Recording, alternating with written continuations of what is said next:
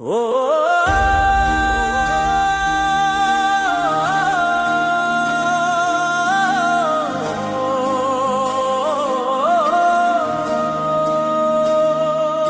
ఎప్పుడు ముగిసిందో ఈ కథ నాకు ఇప్పుడు తెలిసింది.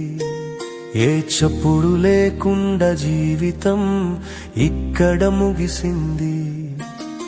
మనసును పెనవేసే బంధం జ్ఞాపకమై మిగిలింది.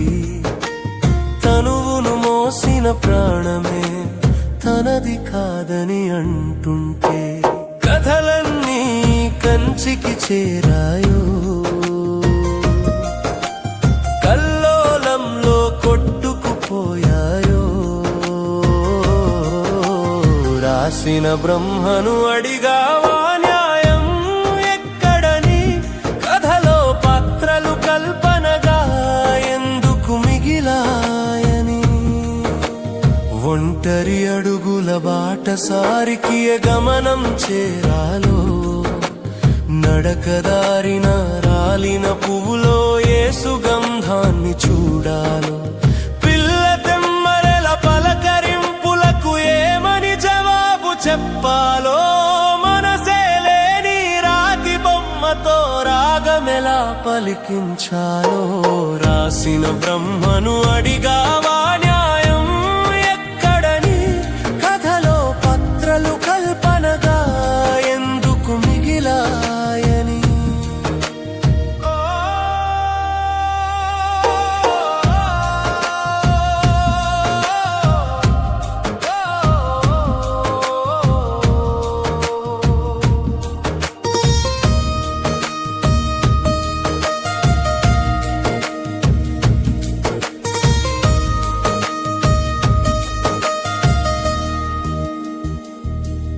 ఎప్పుడు ముగిసిందో ఈ కథ నాకు ఇప్పుడు తెలిసింది.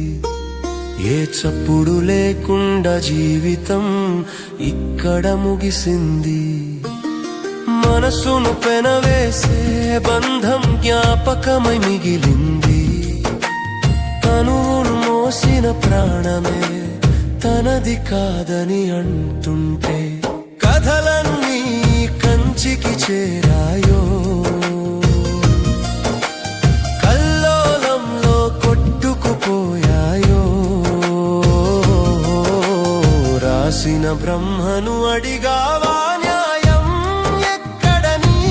కథలో పాత్రలు కల్పనగా ఎందుకు మిగిలాయని?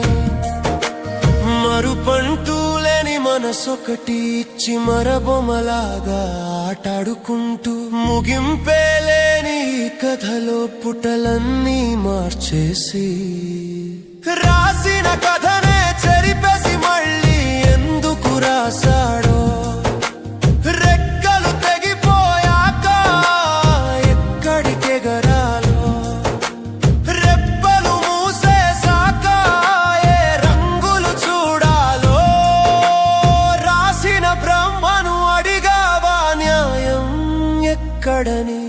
కథలో పాత్రలు కల్పనగా ఎందుకు మిగిలాయని? ఎప్పుడు ముగిసిందో ఈ కథ నాకు ఇప్పుడు తెలిసింది. ఏ చప్పుడు లేకుండా జీవితం ఇక్కడ ముగిసింది. మనసును పెనవేసే బంధం జ్ఞాపకమై మిగిలింది. తనువును మోసిన ప్రాణమే తనది కాదని అంటుంటే కథలన్నీ కంచికి చేరాయో,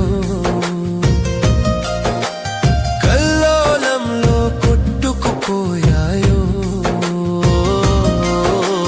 రాసిన బ్రహ్మను అడిగావా